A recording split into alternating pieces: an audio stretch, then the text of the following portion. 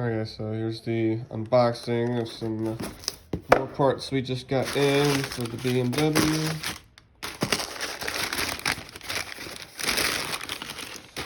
Alright, so we got some fun stuff in here. I guess we'll start off with this. We're upgrading all of our driveline bushings right now to polyurethane. So this is the rear differential, the mount bushing, upgrading that. We're doing it all to 95A. These are the transmission mount bushings. This is... Okay, that's the base. We've got a chassis mounted short throw shifter to install. There's the shift knob, there's the emblem. That is the selector joint that goes on the transmission. We're upgrading that as well. This is a better design over the stock and will eliminate some of the play in the shifter. This is an actual shift rod here. So this is going to be a pretty tall shifter. And then this is just the base to the shifter. So, got some goodies. Now let's go get them in the car. Drive shaft out. We're going to replace everything and do it right. I bought a whole nother Garagistic transmission with the output shaft on it that is in good condition. So we're going to pull that one off, put it onto on the transmission on this car, and then I've also got a spare transmission for when this one does inevitably go out. But then also today we're going to be installing a new center support bearing, a new polyurethane Weevo flex plate instead of the traditional rubber one. To take away some of that, or eliminate some of that loss in the drivetrain. We're installing a Garagistic short throw tall shifter. This is a chassis mount shifter, so this eliminates the whole need for the entire shift the carrier arm assembly. Also replacing the shift, I'm blanking on the name of it right now. Anyways, I'll put the name in here. It's something. Got the transmission mounts, polyurethane. We're going to upgrade those as well. It's the emblem for the shifter. Polyurethane motor mounts. This is a new transmission output shaft seal. Might as well replace that while we're in there. And then new Weevo bolts as well. So we're going to be throwing all this in there. Also not pictured here, that differential polyurethane bushing. The differential mount bushing, it's sitting in the freezer right now to make pressing it in a little bit easier. So yeah, let's get all this into the car. Alright guys, so first thing we're going to do is get this car jacked up and get it on jack stands. It's nice to get a little bit more room in here now. I finally was able to sell a transmission and a motor that I had sitting around for a while, and some other car parts to some car I used to own a couple years ago. But anyways, let's get going on it. Let's get this car jacked up and start getting the shifter installed.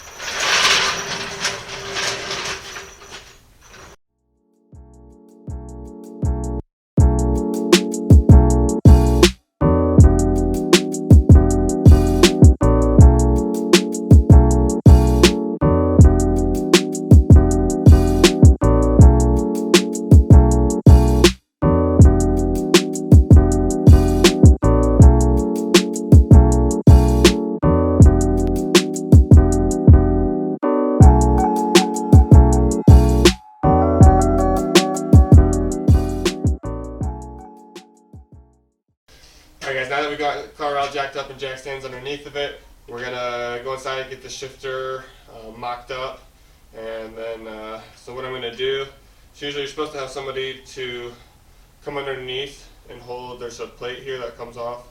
And so basically this goes on the top, the plate comes underneath, and then bolt through the top in order to mount it to the chassis.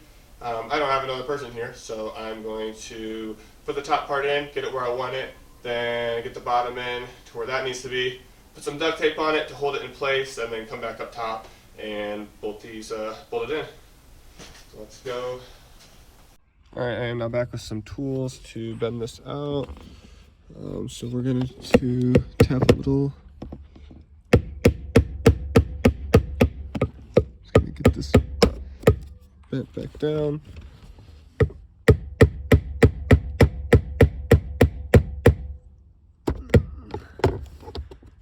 There, there.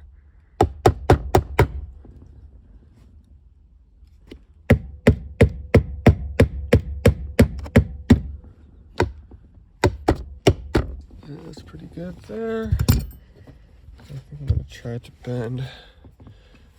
Oh, I might have to do that from another car. Well, let's see how this sits in here now.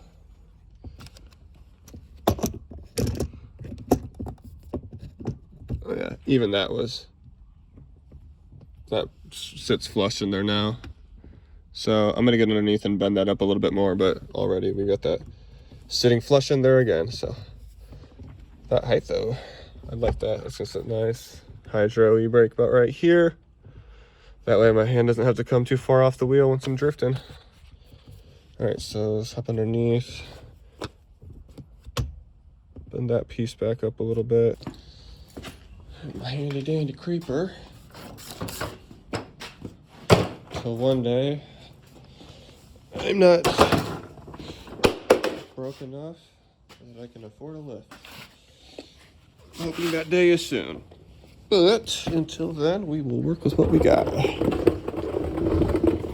Alrighty, now we're under here. So yeah, here's some of the carnage. Or upside down, hold on. There you go. Yeah, so that didn't hold at all. Like I knew it wouldn't, and I knew it was a bad idea doing it. I got impatient and I wanted to drive it. So that's my own stupid fault, and it is literally what I get. But it's okay, because we got another one to put in there and take care of it. But let's get this, see if we can't bend this back a little bit.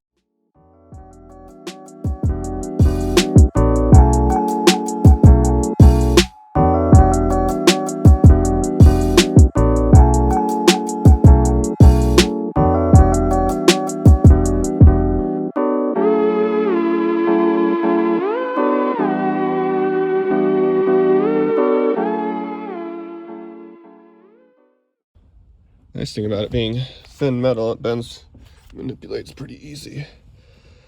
All right, so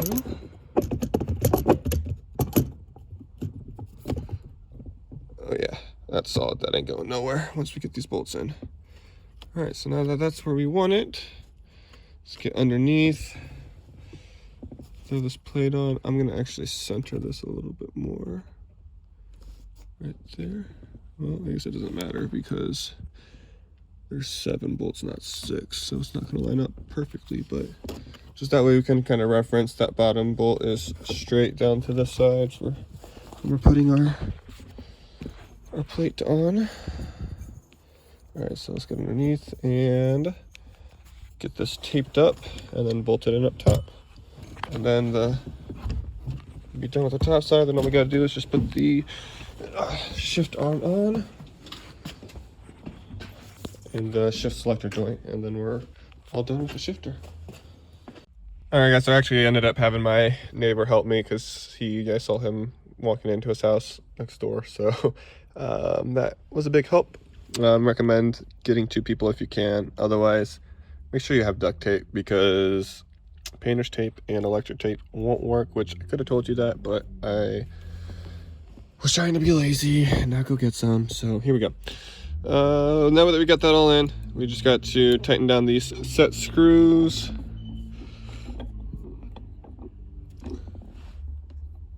Sorry, my other camera stopped recording for some reason. I think it just died. Yep, it sure did. So I guess the only thing that I would change about this is I would put these set screws a little bit further down, because this is supposed to give you a lot of adjustability, but if these threads don't get all the way up to here, these don't lock into place. So you basically have to thread it all the way on anyways, which is what I'm just now figuring it out.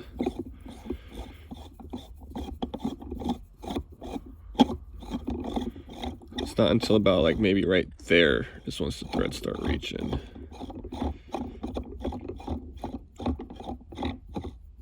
So that's all the way down. back just a little bit. It's probably about right there. The thread should still be reaching it. That still gives us good height. Hydra should sit about right here. All right, let's tighten these in. Now we are done up top. We've got everything tightened around. We've got our set screws tightened. It's not going anywhere. I just want to say though, this shifter from Garagistic, it feels just really, really great quality. I can tell this is something that's going to be very durable and it's going to last a very long time in the life of the rest of this vehicle, which hopefully is quite a long one. So last thing to do is just to put our little emblem up top.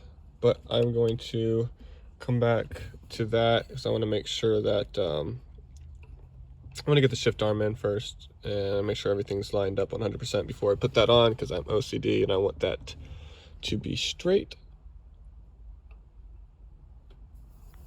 But yeah, got this all in, so let's go back down, replace that shift selector joint, and replace the shift arm. Alright guys, so one of the things I had to fix in the meantime, this shift selector rod got bent right here when the drive shaft hit it.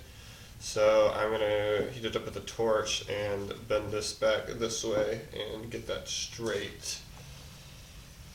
So let's do that. I did order a DSSR, the one that was on Garagistic, or sorry, Garagistic doesn't even make one for the 318 Ti's. They only make ones for the 325Is and M3s and things of those chassis. But I did find one on the Pelican that I used to order. But throwing this on for now.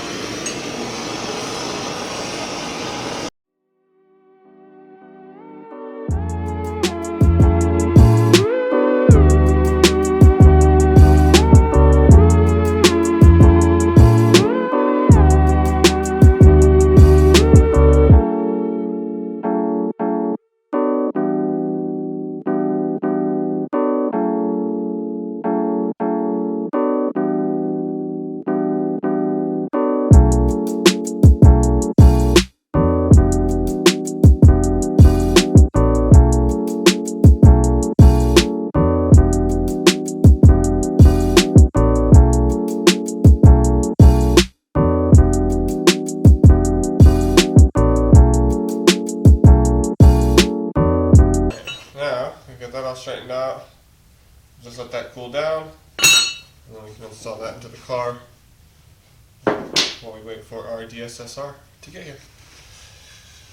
Alright, so go a little bit ahead. I already did pull this out of the transmission on the car. You can kind of see, yeah, that's it's cracked.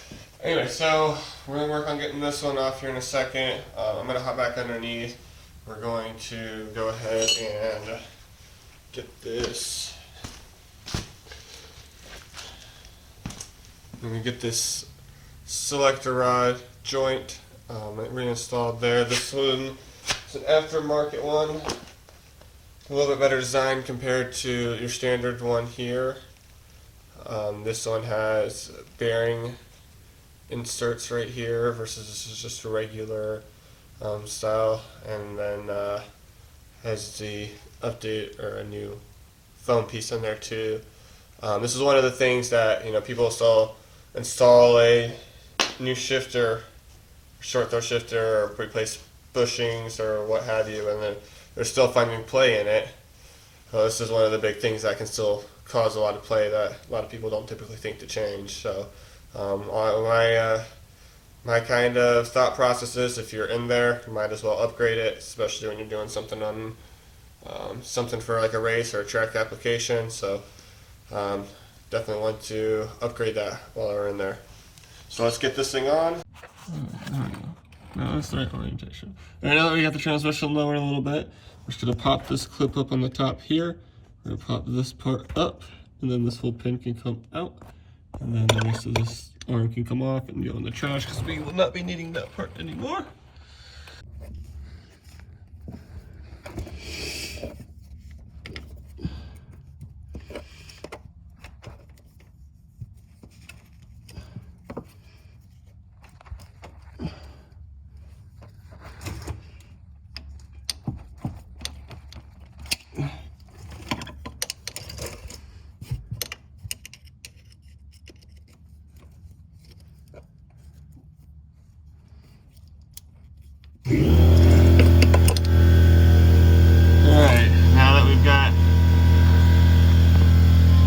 popped up. It can come out.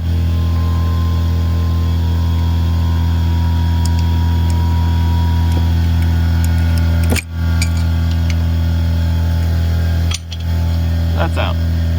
Now, of course, that is right at the top here.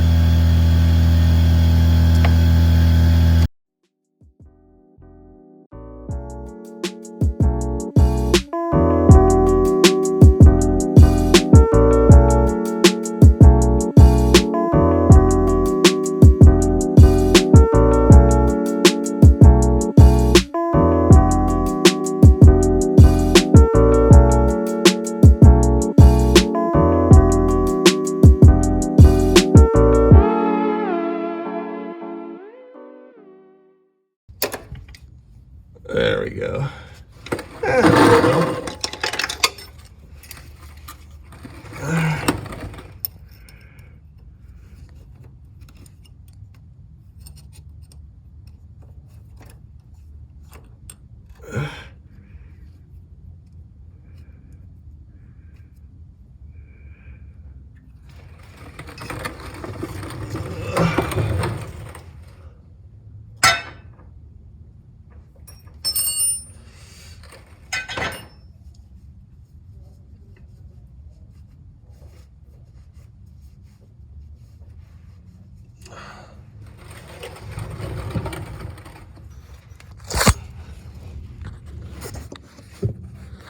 Alright, now I've got shift selector joint off. I've got the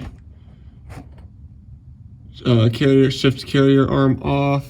I've got the output shaft flange off.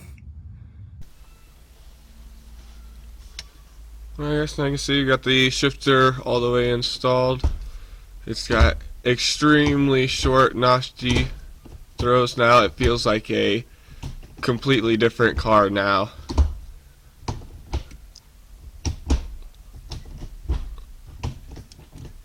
Reverse, back to neutral. So there is still just a tiny bit of side-to-side play, but that is because I still have the stock shift selector rod on there. Once I upgrade to the DSSR, which I have ordered, that'll just be a quick 5-minute toss that piece on.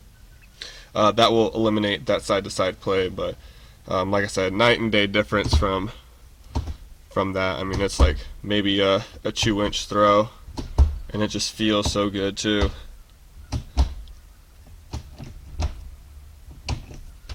So thank you guys for watching. As always, please hit that like and that subscribe button if you like what you saw and you want to see more. Definitely stay tuned for next episode. We're going to be checking out one of my friend's shops and checking out his Corvette C6 build that he's got going on. I don't want to give too many details on that, but you're definitely not going to want to miss that. But yeah, thanks guys. Take care. Hope you have a great day. Peace.